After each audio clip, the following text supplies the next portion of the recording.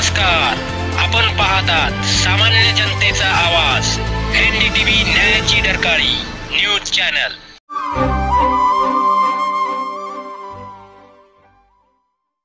या जॉब करते हैं तो कितना मुश्किल होता है पैसा हाथ में आना, लेकिन हॉस्पिटल में वही मुश्किल से कमाया हुआ पैसा हाथ से बालू की तरह निकल जाता है।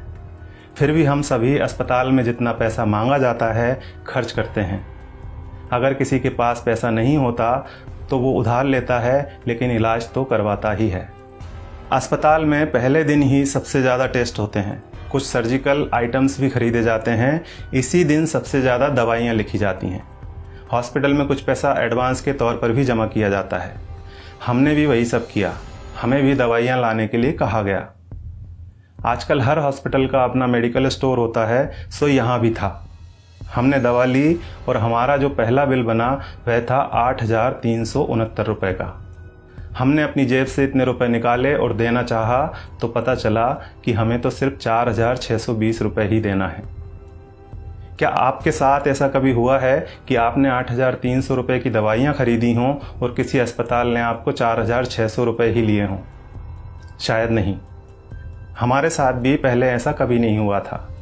अब यह बिल देखिए, दवाओं की कुल कीमत है 8,369 रुपये, जिसके नीचे लिखा है डिस्काउंट 3,748 रुपये। नेट अमाउंट है 4,600 रुपये, जिसका भुगतान हमें करने के लिए कहा गया।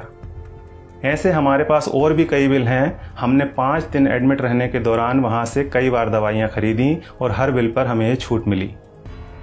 सबसे बड़ी बात यह थी कि ये डिस्काउंट हमें मांगने पर नहीं मिला था, यह बिना मांगे, हमारे बिना आग्रह किए पूरे सम्मान के साथ हमें दिया गया था, क्योंकि ये डिस्काउंट वहाँ उनके बिलिंग सॉफ्टवेयर में ही फीड कर दिया गया है। और आप यह जानकर हैरान होंगे कि डिस्काउंट का प्रतिशत 2, 4 या 10% नहीं है, यह बहुत ज़्यादा है। कुछ सर्जिकल और इंजेक्टेबल में डिस्काउंट 91% यानी 91% तक हैं, और जितने भी पेशेंट वहाँ एडमिट हैं सबको इसका लाभ मिल रहा है। अब आपके मन में सवाल उठ रहा होगा कि ऐसा क्यों? हम भी यही सोच रहे थे कि आखिर ऐसा क्यों। तो हमने डॉक्टर साहब से सीधे पूछ लिया, क्योंकि इसका जवाब तो वही दे सकते थे। फिर उन्होंने हमें बताया कि क्यों उनके अस्पताल में इतना डिस्काउंट दिया जाता है। उन्होंने हमें समझाया कि MRP का खेल क्या होता है। एक उदाहरण के तौर पर उन्होंने बताया कि एक इंजेक्शन 270 रुपये का आता है और उस पर MRP आती है 1,000 रुपये। उन्होंने कहा कि मेरा मन नहीं माना कि मैं 270 रुपये का वह इंजेक्शन अपने पेशेंट को 1,000 रुपये में बेच दूँ। मैं डॉक्टर हूँ, मुझे अपनी फीस और मेरे हॉस्पिटल की दूसरी सेवाओं का चार्ज मरीज से लेना है। 270 रुपये का इंजेक्शन 1,000 में नहीं बेचना। ये बात तो हुई डॉक्टर संजय कुमार के नैतिक मूल्यों की। अब यहाँ सवाल ये है कि दूसरे ज़्यादातर अस्पतालों के मालिकों ने क्या अपना ज़मीर बेच दिया है? बेबी गैस्ट्रो केयर अस्पताल के डॉक्टर संजय कुमार की तरह ये क्यों नहीं कहते कि हमें भी अपनी सर्विसेज का पैसा ही मरीज से लेना है? वे क्यों नहीं कहते कि 270 रुपये का इंजेक्शन 1,000 में हम नहीं बेचेंगे? दूसरा सवाल ये है कि आखिर दवा कंपनियों द्वारा इतनी MRP लिखी ही क्यों जा रही है? इनको किसने अधिकार दिया है दवाओं पर इतनी ज़्यादा MRP लिखने का? और आखिर में सबसे बड़ा सवाल यह है कि हमारी सरकार, हमारा स्वास्थ्य विभाग, हमारे प्रधानमंत्री और स्वास्थ्य मंत्री क्या कर रहे हैं? वे इस बात का संज्ञान क्यों नहीं लेते? क्या दवा कंपनियों द्वारा लिखी जा रही MRP पर अंकुश लगाना नोटबंदी या धारा 370 हटाने से ज़्यादा कठिन काम है?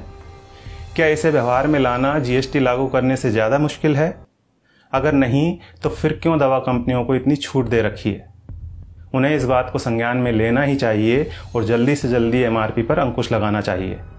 जब तक ऐसा नहीं होता है तब तक आपको और हमें अपनी आवाज़ उठानी ही पड़ेगी, और ये इतना मुश्किल भी नहीं है।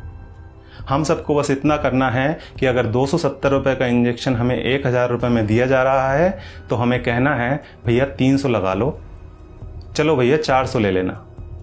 इसके साथ ही एक काम और करना है, और वो ये है कि इस वीडियो को ज़्यादा से ज़्यादा शेयर करना है। धन्यवाद।